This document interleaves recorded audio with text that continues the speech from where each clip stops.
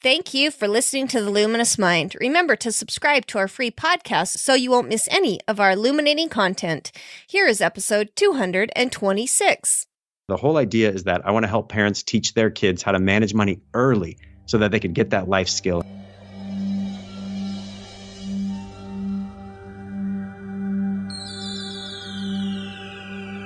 Benjamin Franklin once said, "Do not curse the darkness, rather light a candle instead."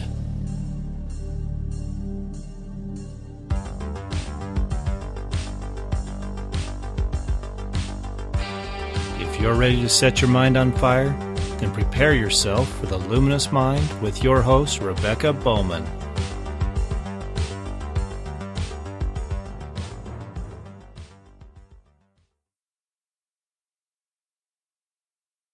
Today's fire starter is Mark Tilsher.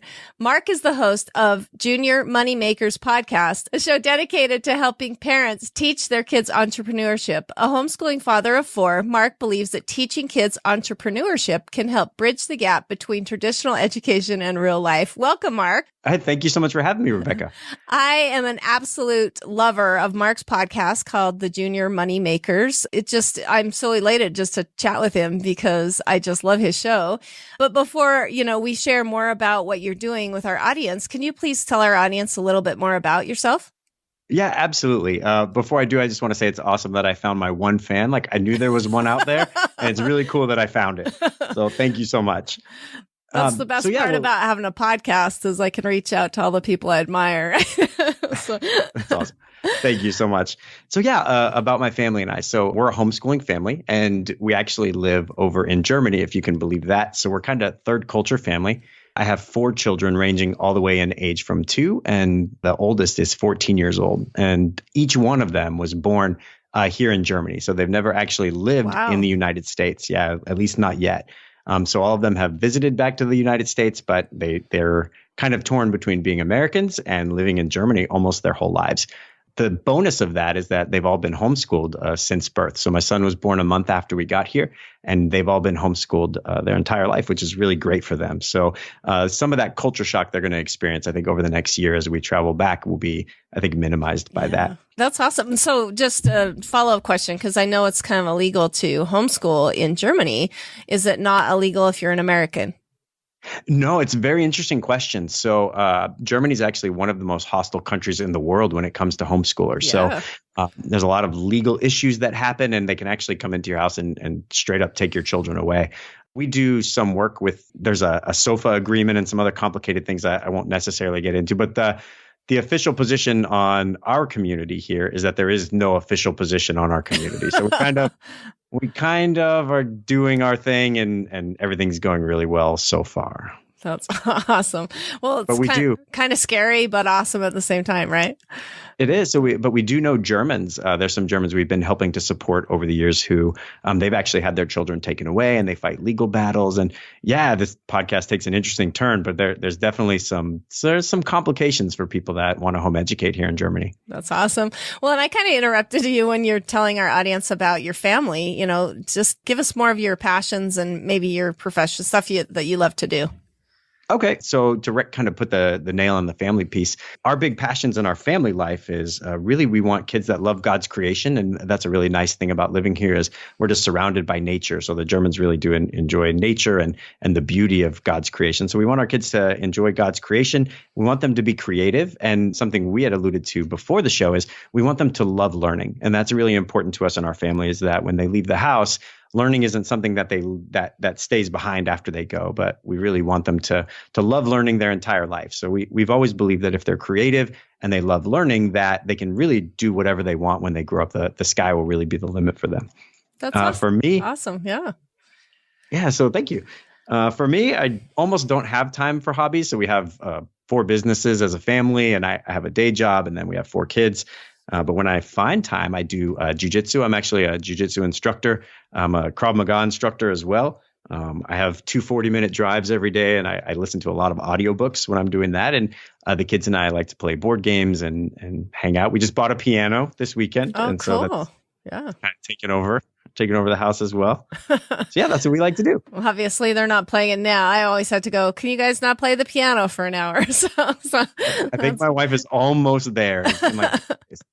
That's great. Well, I think that's a great springboard into maybe giving us some background of what led you to this life's mission and message of the Junior Moneymakers podcast. Oh, so are you ready for this? Is going to be a great story. Yeah. I hope it's good. All right. So it's really interesting. So my wife and I, we've always been really good at making money, but I was born really without any life skills like the rest of us. And growing up, I was living on my own since I was 15, and I never really learned how to do some of the things that adults are required to do, like save money and plan for the future and kind of live for more than maybe the next 5 minutes. And so a few years ago, my family and I found ourselves in the middle of Amsterdam. And we were driving. We were right outside of the Van Gogh Museum. And I was going to make a left-hand turn. And as I pulled forward, there was a train that was coming from the other direction. And the train slammed into the front of our car. Oh, my goodness. Yeah, it's crazy. And so thank God all of us were okay. Even the babies in the back, like nobody was injured. But we couldn't drive the car home. And so we're in the middle of Amsterdam. We're really far away from home. We're in a foreign country and we didn't know what to do next. And so we went to go and rent a vehicle to get ourselves back home. And everybody was really gracious there. And our insurance company was really nice. But ultimately, I had to swipe my credit card in order to get the rental car. And so my wife and my kids, they're sitting, at the terminal waiting to pick up the vehicle. And I'm kind of over there with the attendants getting ready to swipe the card. And in my head, I was doing this mental math of when I swipe the card, is it going to decline? And I'm doing the conversion rate from dollars to euros and all of this in my head. And I'm in this panic because I have 4 children and a wife, and I don't know if I'm going to be able to drive them home or not. And it's all going to matter when I swipe this card. And so, God is good. And I swiped the card and everything worked out and we got home. But there was the moment where I realized, and I was finally forced to confront, and God uses these situations in miraculous ways. But I was finally forced to confront the fact that even though we were really good at making money, we had all kinds of businesses. I mean, we were making about $100,000 a year at the time. We had no idea, specifically me, like I had no idea what to actually do with it. And so my wife and I had to sit down and make some serious changes in our family. At the time, we were $97,000 in debt, and we had absolutely nothing really to our name. And so from there, things changed in our family very rapidly. Like you have a major life-changing event, everything turns around. So over the next year and a half, we made $97,000 from our side businesses, and we paid off all of our debt. And one of the byproducts of that was we decided that we didn't want this to happen to anybody else ever. And so we started to find that when our friends were coming over and they had their kids with them, like we'd be sitting there trying to get them to understand how to make money, what to do with their money, how to go to college debt free, how they could use the skills that they had to put those to work so that they could start piling up cash, buy their car and start to think about paying for college and things like that. And so we realized that we had this natural talent. And the best way that we decided to put that to use was actually in starting the Junior Moneymakers podcast. So that's exactly what we did. We started the podcast. It took off very, very quickly. It has a pretty good following of very loyal listeners. And that's the whole idea. The whole idea is that I want to help parents teach their kids how to manage money early so that they could get that life skill and leave the house with it rather than wait until they're 35, 34 years old, stranded in the middle of Amsterdam, realizing they might not have taught them everything that they needed to know. I love that story. I have a similar story where we, just were up to our eyeballs in debt like most Americans. And finally, I talk about Dave Ramsey all the time because, yeah. I mean, just it was a complete divine intervention that we found him. And, we started working on paying it off. I'm definitely there with you, and making sure. Oh, yeah, we paid it off. And in fact, we've downsized in our home. And that's what we're working on now is just really rapidly paying it off because, I'd love to live in Germany, too. So, anyway. So did you go to Ramsey Solutions? Did you do your debt-free scream? Well, we did, but we did it online. Someday I'll have to post it. My kids were all really little and everything, and it's really fun. My youngest one was actually a baby at the time. So it's kind of a fun call. But yeah, we got everything paid off but our house, and which we're working on now. So amazing. So yeah, we went on December 1st of last year. We went to Ramsey Solutions and did our debt-free scream right in the lobby.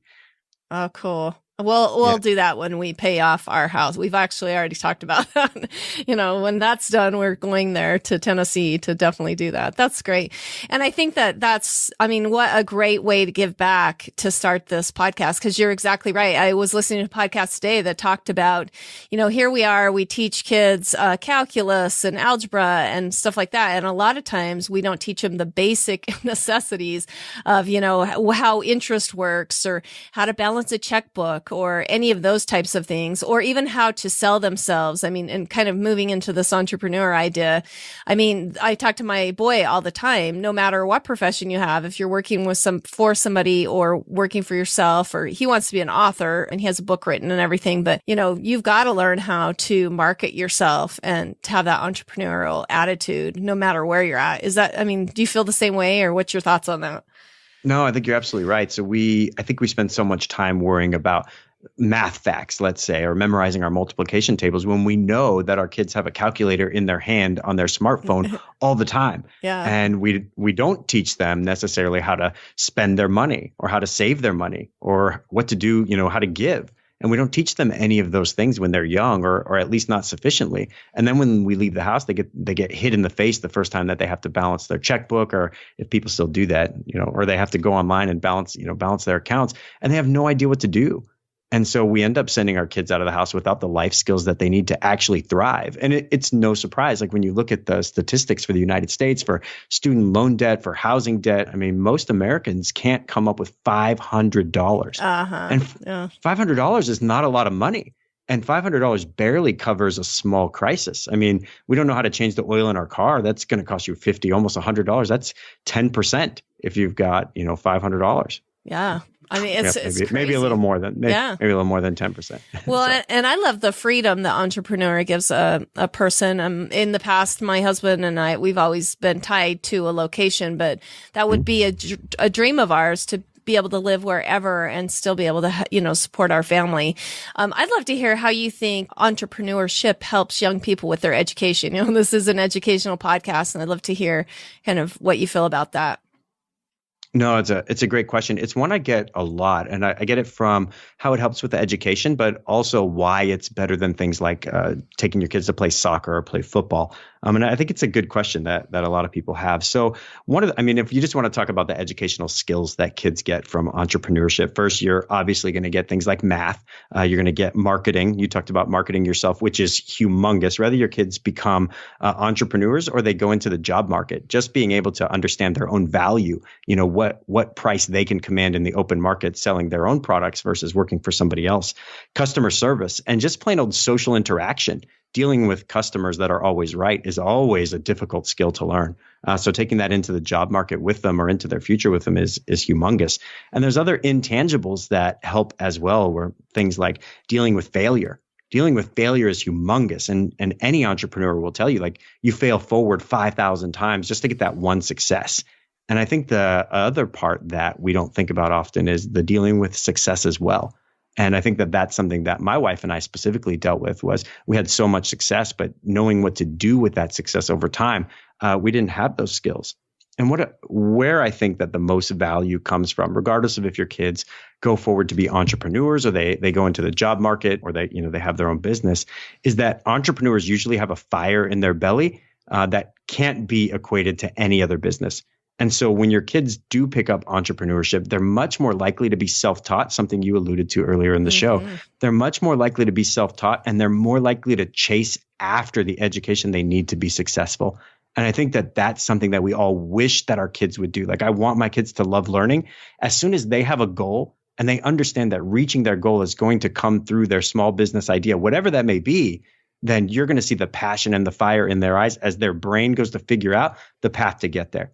And what starts happening as they build that path and they build those goals, your brain starts getting those dopamine hits as they're hitting their milestones. They get the reward, they enter into the reward cycle, and they start chasing after it. And you can sit back, maybe provide them logistical support or advice, but they start to just grow and they do it on their own. And that's when the magic happens. Yeah. That's what I think that's what we all really want to see our kids doing at the end. Yeah. And I think our traditional educational style has taught us to be unhappy, that we are okay okay with mediocre, where entrepreneurship teaches us to be, to strive for excellence, to use those failures. I mean, we're always taught in the traditional sense of like, we got to get A's, we got to be perfect.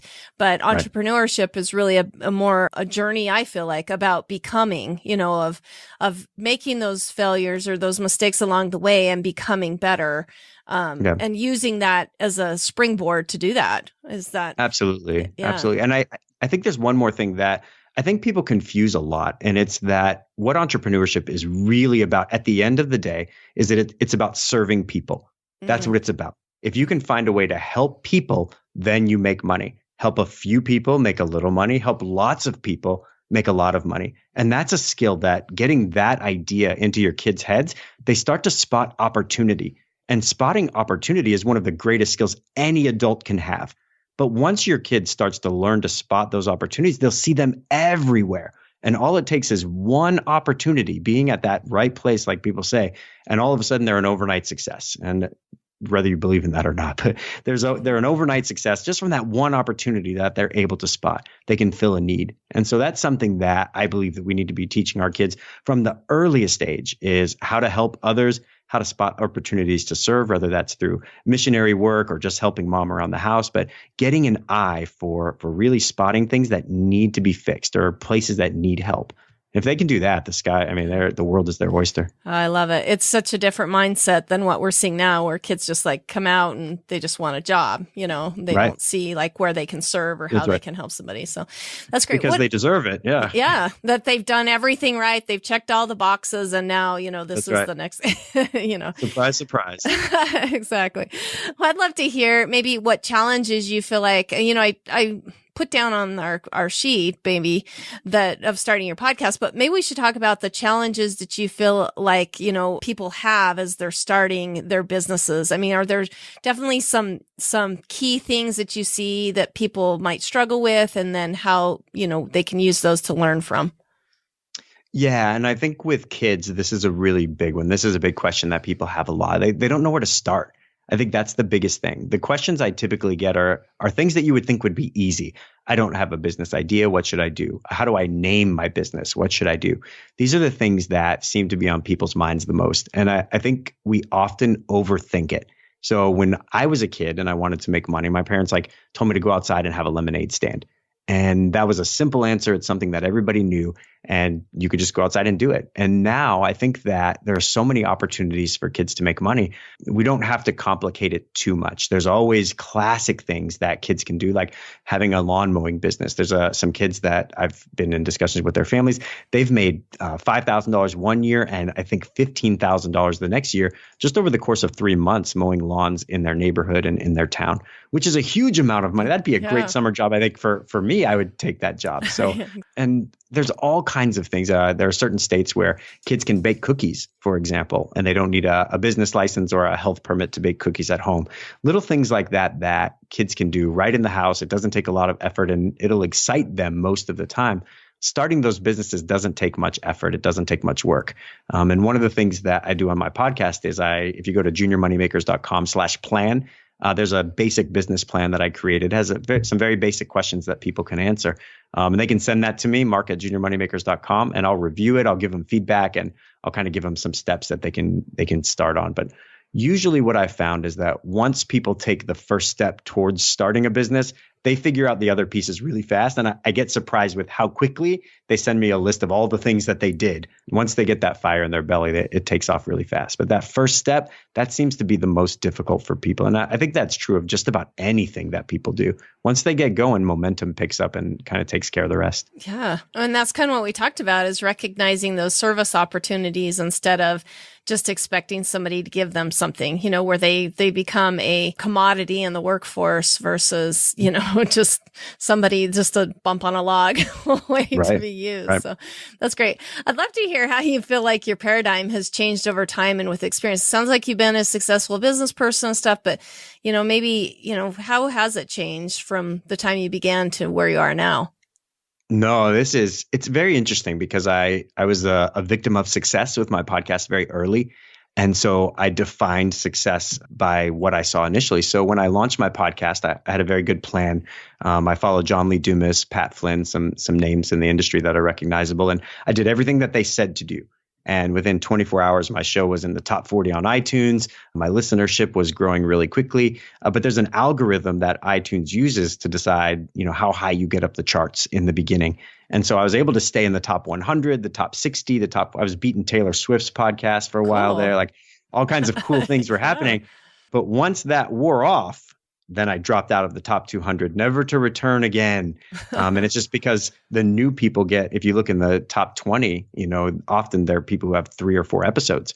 And there's some people that'll be in there consistently, but most of the new ones don't have very many shows. And so initially I was defining my success by being in the top 40, by seeing my picture and the initial surge of listener growth. And so when that went away, I think like a lot of entrepreneurs, I found like, what am I doing? I'm not in the top 40 anymore. Is my show not any good? Do people not like it? And it was almost like a depression thing where I almost thought about quitting for a while. And I haven't been at it that long, but it's like, if I'm not going to be in the top 40, why am I doing this? And, people would kill to get into the top 40. So that was something that was really hard to overcome. And right around that time, that's when I started to get emails trickling in from listeners, and I started getting emails trickling in from parents. And I saw that there were people out there that were actually listening to my show, not just numbers and statistics and rankings, but actual real life people and real life kids that were being inspired and actually doing the things that I was telling them to do. And so I've had kids that are starting businesses, and I've actually had a parent who decided to take their family out of their homeschool even for a full year. So they're just going to take a year off from homeschooling and do entrepreneurship exclusively. And seeing those things completely redefine the way that I view success of my podcast and what it is that I'm actually doing. So I thought that I was chasing, high listener numbers, and I was chasing being in the top 40. But at the end of the day, what I'm really chasing after is I just want those emails to keep coming. I don't want them to stop. And if it's one kid, if it's one family, if it's 5, that's okay. I don't want those emails to stop. I want to keep helping people. I want to keep changing lives. Yeah. Well, it goes back to that service, that you are providing a service to people. And I've been there. I mean, I'm a podcaster too. I totally get the whole numbers thing. And, you want to watch this always inclining, and you're always feel like you're making progress with those numbers, but really it comes down to the end of the day. So listeners, definitely reach out to people and let them know so that they keep going, right? Because it's been a lot of time. I'm kind of doing it for selfish reasons because I just love to talk to cool people. So, and I just let other people listen along. So awesome. Anyway, awesome. Well, I'd love to hear, maybe just tell us more about your podcast, maybe some things that people can find when they tune into Junior Moneymakers podcast, maybe some different shows or what different things that you've talked about. So my show focuses on 3 key areas, and I think they all sound pretty familiar to most parents out there. So every episode that I do talks about one of 3 things, and that's where money comes from, how to make money, or what to do with that money once you have it. And so when we think of the idea of where money comes from, if you want to know if kids know where money comes from, just just watch where your children go when they want something. So when you go to, the supermarket or the shopping, or you go shopping and you see those kids that are begging their parents to buy them things, they literally have no idea where money comes from. So doesn't grow on trees. It certainly does not. It comes from, and there's different places we can teach our kids. We can teach them that it comes from labor. You go to school, you go to college, you get a good job, and it's a perfectly admirable track. But we need to expose them to the idea that money also comes from having businesses, and money comes from making investments. And that's how people get rich, generally speaking, is investing consistently over a long period of time. And then the mecca of income, which is passive income, that's another method that they can use. Jenny Craig, I'm sure you're familiar with who that is. She had a fly swatting business when she was very young. So she would talk often about how that was her first business. So wow. For our kids, they do the same thing. They swat flies for 10 cents a fly. But we also have fly traps. And so I offered them that business and said, hey, you could buy a fly trap, and every time it fills up to the line, I'll give you $1. And that becomes passive income for them over time. So we try to teach kids where money comes from so that they don't think it just comes magically out of their parents' wallets. Aside from that, it doesn't really do kids a lot of good just to tell them like, hey, if you start a business, you'll be good to go and you can make money. They actually need ideas. And so I tried to release an episode quite often about how to actually make money. So I exposed families to an idea like you could go to rover.com and you can make $25 to $35 just walking a dog one time, or doing a house visit or having dogs stay over in your home. And any family can do this. And so it's particularly attractive to homeschool families because who wouldn't want, and you can set the size of the dogs. You can do 10 pound or 20 pounds or less. And you just have a nice little friend hang out with you for a day and your kid makes $25 or $35, which is huge. But we cover other ideas, crafting ideas, classic lawn mowing ideas, cooking, all kinds of different things, really. And if there's ever a show that people want us to cover, we'll do that too. That's great. And then the last, yeah, it's really fun. So, and then the last is what to do with money once you have it. And so we teach kids how to spend, save, and give. We know that people who give are more attractive. We know that people who give are happier. And so we want to make sure that kids know that giving is very important, but also that spending and saving need to be proportional as well. And that we don't want to forego one for the other. Some kids are natural savers, some are natural spenders, and we want them to be balanced in all areas as they go through life. So yeah, that's what we cover on the show. We try to be consistent. Right now, we're doing a 10-part series on how to start a business, everything from you have a business idea all the way to it's time to do your taxes. And so we're running through that right now, and then we'll be back to our regularly scheduled program, I think, in a couple of weeks. Before we go on, please listen to this message. If you enjoy this content, you can help us with as little or as much as you'd like over at patreon.com/luminousmind. These funds help us to continue to produce illuminating content with needed equipment and resources to spread the message of changing the educational paradigm. We appreciate all the ways our listeners help us continue this effort through patreon.com/theluminousmind by expanding exclusive content, giving away gifts, or giving patrons first seen products at patreon.com/theluminousmind.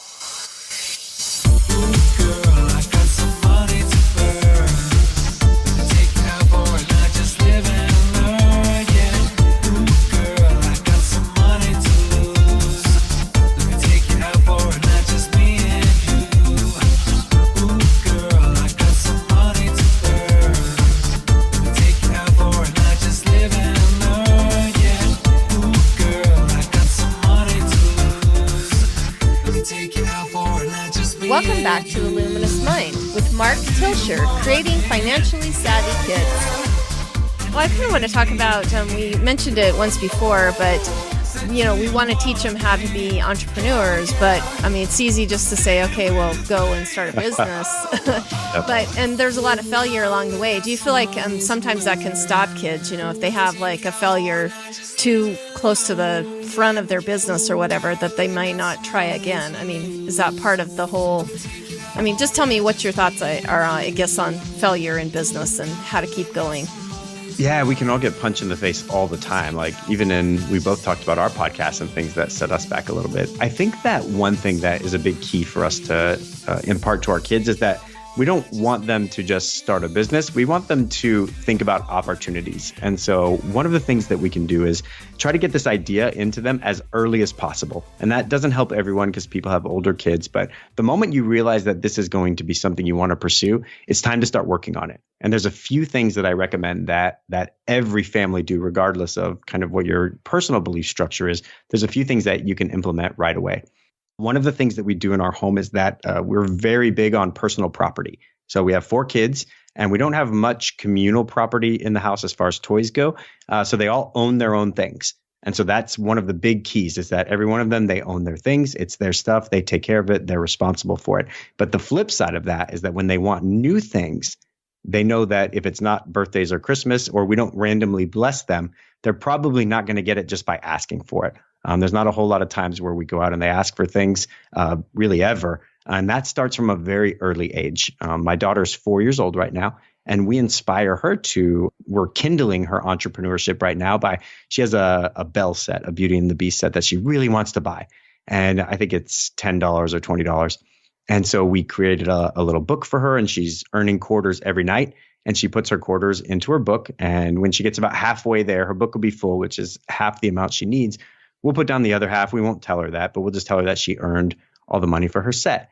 And so she is extremely excited at 4 years old to do her work, put her books in. She's always asking us to look at it and she's trying to figure out how much she has and how many days left until she gets it. And for her, that's her business. She set a goal. She knows the job that she has to do. She's working at it. The gratification of all of that work isn't going to come for weeks. And yet she's 4 years old and she's still working at it. And she doesn't cry. She doesn't say it's going to be too hard or that it's taking too long. She's just diligently working at it every day. And so at 4 years old, she already has those seeds that are being planted of, hey, where does money come from? Money comes from working hard. And if I want things, I need money. Therefore, if I want things, I need to be working really hard to get them. And there's other opportunities around the house that we can do as well that help kindle that. And one of the ways I think that parents can do that is find opportunities that you would like or find things that you hate doing, and then give your kids an opportunity to make your life better. And if they do, reward them financially. So we set $30 a payday. So every 2 weeks, we set aside $30. We put it in an envelope, and then we use that money to incentivize our children to do work around the house or in the yard. We all keep the house up together. And then there's special things that they can do to earn money as well. So when they were younger, 6, 7, 10, that was a way that we could encourage them without necessarily having a full-blown business. One of the things we believe is, like, if to go back to this idea of failure, is we don't want them to fail unless that's part of the learning outcome. And so we don't want to set them up to do something really big if they're just going to fall flat on their face. We want them to have a series of victories, some failures, more victories, so they can build up their self-confidence. And then they'll be, I think, a lot more equipped to handle those bigger failures later. Yeah.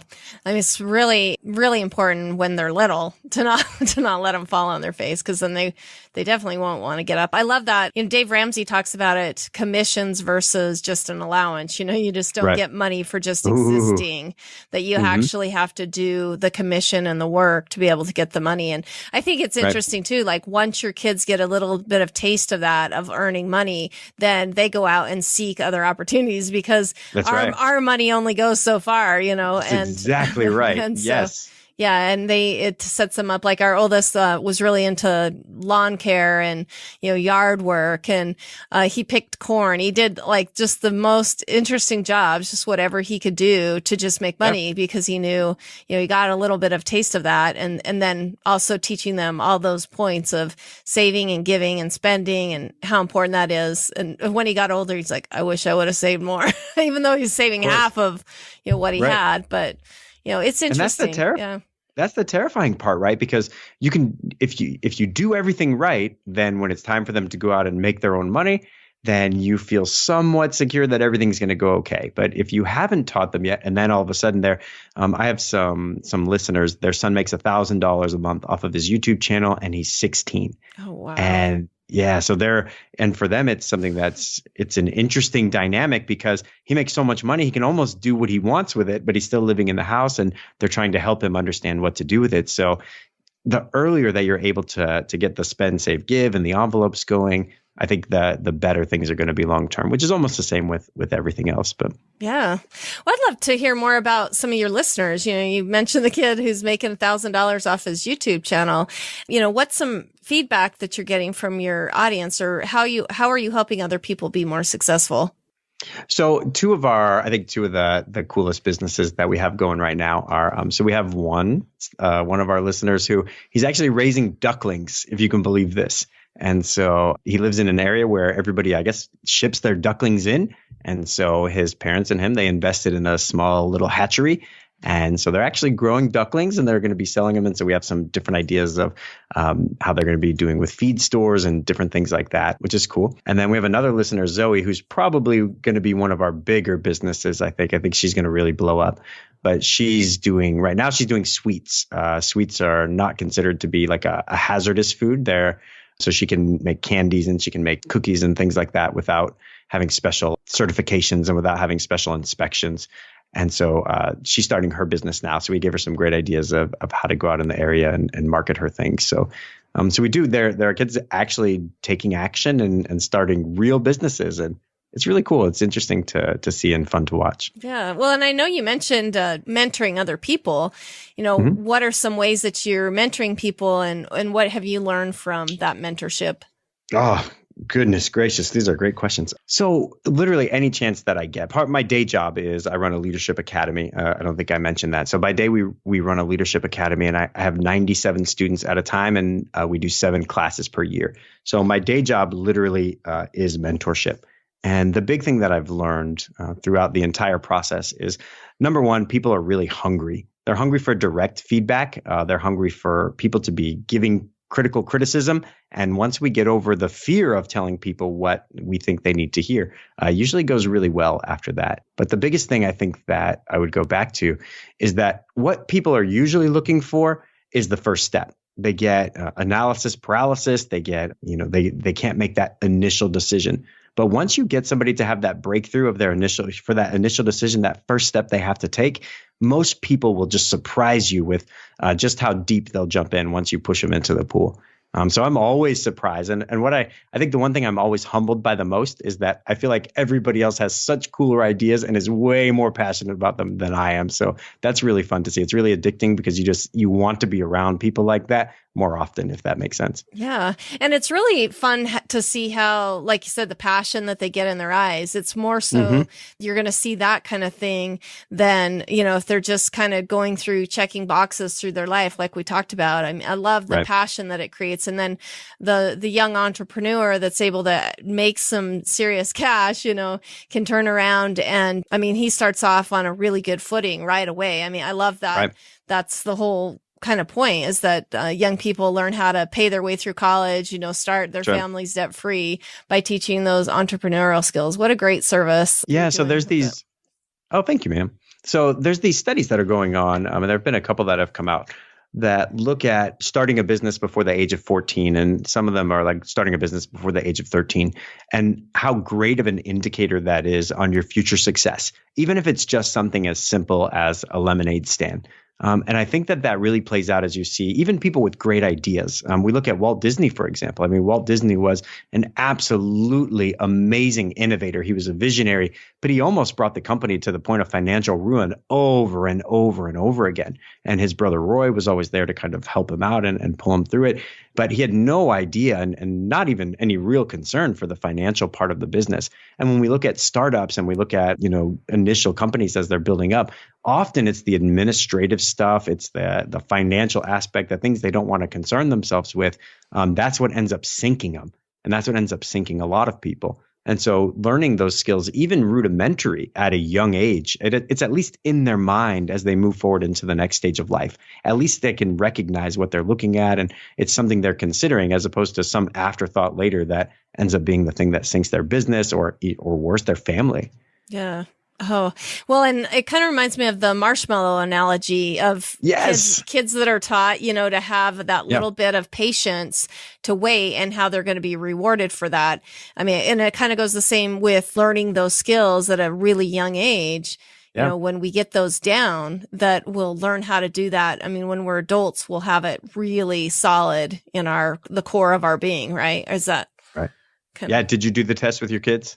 I have not done the test with the kids. Oh, I totally did the test with our kids. My wife and I did it. We set up a camera and we did the test. They were way too young to do it, but they passed. My first 2 did. I'm kind of afraid to do it with my next 2. So we haven't done it yet.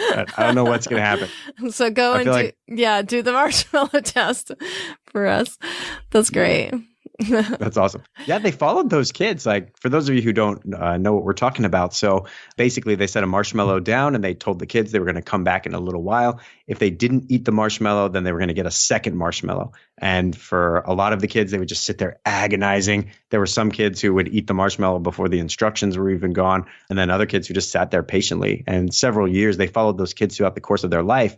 And those children who were able to hold off on that first marshmallow to get the second one, they had a huge disproportionate amount of success later in life, just by being able to delay gratification for that 20 minutes or whatever. Yeah. And that's what we want to build for sure. So I'd love to hear more about your website and how that's helping to serve other people. You mentioned like the business plan and things like that. What else is on there that people can find?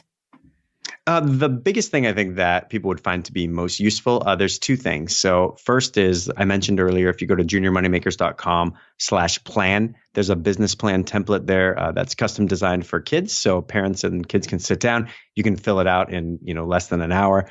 And then you can just shoot that to me at mark@juniormoneymakers.com, and I'll respond and give you direct feedback. Usually within a few days, I'll get back to you. Another thing that people can do is go to juniormoneymakers.com/ask, and you can do that right from your PC or your Mac. And there's a button there on the screen, and you just click that button and you can ask me pretty much anything that you want to ask me. And I have a really good return time on answering people's questions live on the show. So you can just log in there, hit ask, hit the button there, and then I'll get back to you with an episode, usually, like I said, within a couple of days. Other things that I do for people is when people send me questions, I'm typically very available to either jump on a telephone call or a Skype call. I don't charge people for that. I like to jump on and get a feel for what people are going through, see different ways I can help them. If I can help you right away on the phone, I will. If I can't, then I'll do some research and get an episode out to you as quickly as possible. So those are some things I do to try to serve the community that follows me. And it's received really well.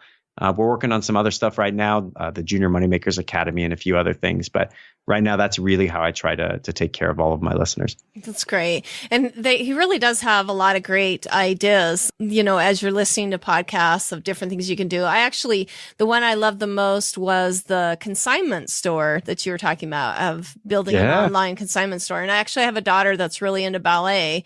And I was like, oh, you should totally build, because ballet, anything, leotards, you can spend $50 for just a new leotard. I'm like, but those girls grow out of them. And I'm like, why don't you build a consignment store for and that's ballet? Like the mafia. Yeah. This is the mafia, where you can't buy that stuff just anywhere. Yeah. Right. You can't just, some of the ballet stuff, there's gates, and you have to prove to them that you have a ballet business before they'll let you buy it. So if you can get the used stuff, even from like the other kids that she's in the shows or the recitals with, you've got a great little business idea right there. Yeah. So I'm going to have to I need to get her in front of you, because, it's one thing for the parent to say it, but when you're there, Right. totally encouraging. I think that can be a huge help to get kids going on, what their passion might be. So that's great. What do you feel like a really great personal habit is that helps people be successful in entrepreneurship? Oh, so success is laid out the night before. That's a really big one. And what that means is, tomorrow's success is planned tonight. And if you can sit down and think about what you're going to be doing the next day, even if you're just one day ahead, then you wake up focused the next day, ready to accomplish your biggest goals. And I think that if you can just do one thing, just one thing, I know that all of us we have day jobs, we have kids, we have family, we have dinners, we have all of these things that we have to do every single day. But if you can just figure out what your number one priority is and just do one thing every day, inevitably eventually you're going to get where you want to be. It may take you a little while, but eventually you'll get there. If you just do that one thing every day that needs to be done,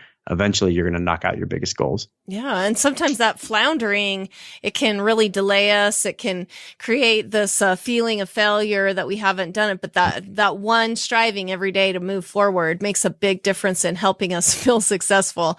Right. I've told my kids before, a lot of my success comes from my brain, it doesn't necessarily, but it's how I'm feeling about that. And creating that list sometimes helps us have that success.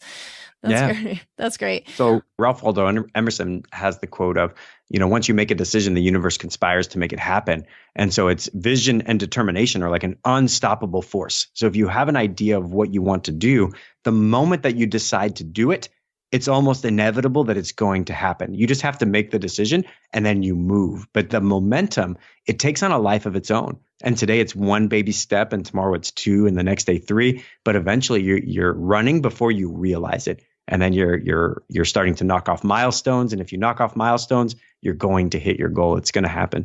That's great. I love it. It just builds I've talked about like this illuminated feeling, like where you're just so passionate. And I love everything we're talking about. It helps strive us towards that, or to, give us that for sure. Well, and I'd love to hear, you talked about a Junior Moneymakers Academy. I'd love to hear maybe long-term goals that you see down the road and where you'd like to see this message go.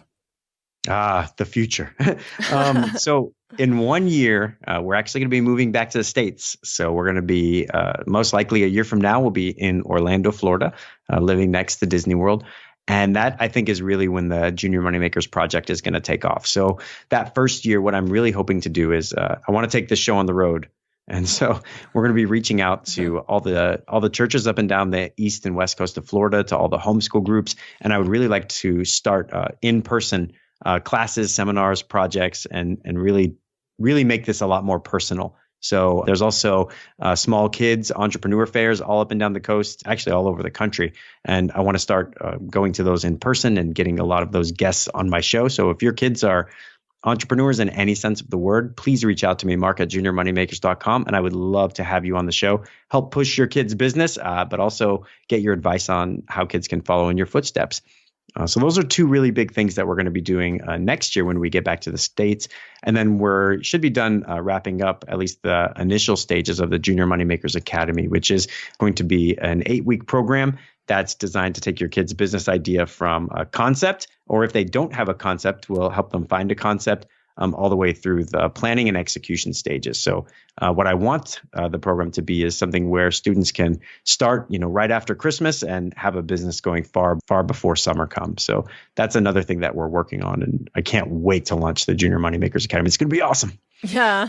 Well, and I just love this idea of teaching our kids to work for one, and then teaching them, how to create their own money and their own incomes. I think like I mentioned before a few times, it creates that freedom. And I really feel like that might be the legacy that you're giving people, is just that freedom. Like you said, that they're not stuck at a rental car place, waiting for their credit card to go through, but That's gives right. them that freedom. What do you feel like your legacy is? I mean, how is these goals moving towards that?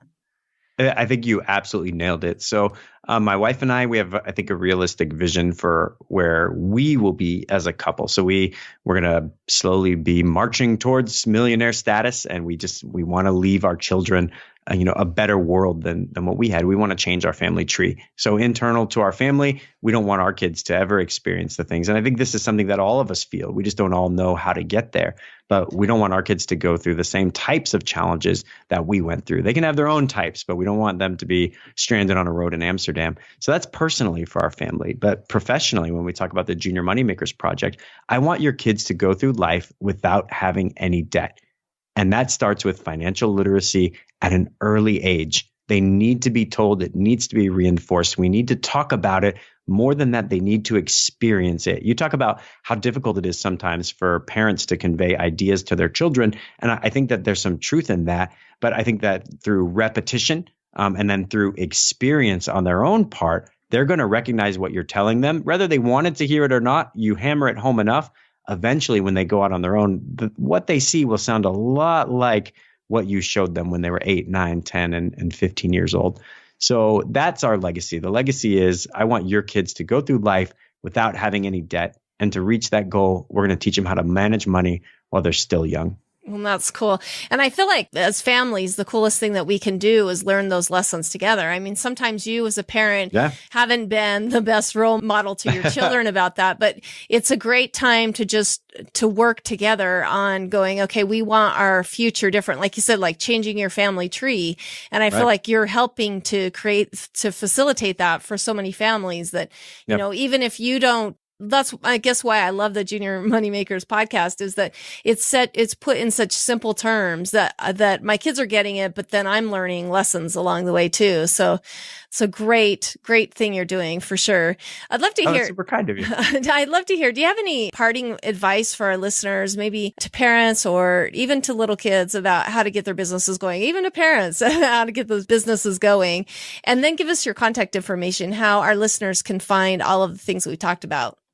All right. Yeah, absolutely. So I'm going to tell you the greatest advice that it was life-changing for me. And I received it when I was very young. And then I'll give you the one business advice for folks as well. But the first one is that your past doesn't define you. It doesn't matter what's happened or who you've been or if you've been in debt or if you've been financially successful. All of that, it can change in an instant. And who you're going to be tomorrow is going to be the person you decide today. So you make a decision, you take action. In this country especially, you can be anyone and anything that you want to be. And anybody who tells you any differently, they don't need to be a part of your future and your success. So take whoever you want to be and just become that person through hard work and dedication. Now, when it comes to having a business, the same thing is absolutely true. You don't have to have a lot of money to start. You don't have to have necessarily a great idea. You don't have to be a genius. You just have to be willing to put in the work.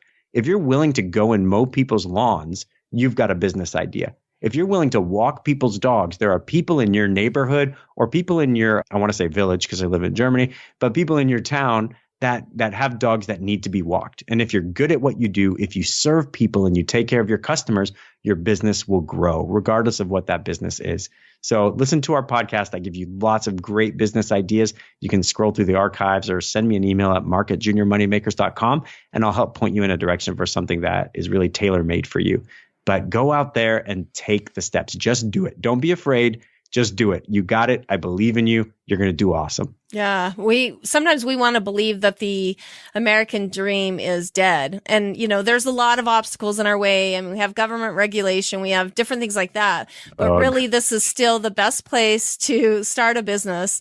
And we have that. I love the American ideas in the fact that it's kind of inbred in us to be entrepreneurs, to be inventors, to be people who are making a change. And then we are also the most giving people. I mean, I'm not saying that I have a international Absolutely. podcast, but definitely those ideals come from those places of, being a person of value, saving some money, and then giving back to others. It's still there. It's still possible for sure. Again, we've been talking with Mark Tilsher, host of a Junior Money Makers podcast. For some reason, I'm a little tongue-tied on that. You can email him and I don't think you gave these away, so I'm just going to give them away now, but at mark@juniormoneymakers.com. He's got a Facebook group that you can be part of that I will be sure to link. And then you can find his website at juniormoneymakers.com. However, we're going to link all that information that we've discussed today on our website as well. But thank you so much, Mark, for coming on and joining us and helping to light our minds on fire on this really important topic of entrepreneurship. I really appreciate it. Rebecca, this is a great experience. Thank you so much for having me. Thank you for listening to The Luminous Mind. To learn more about Mark Tilsher, go to our show notes at theluminousmind.net.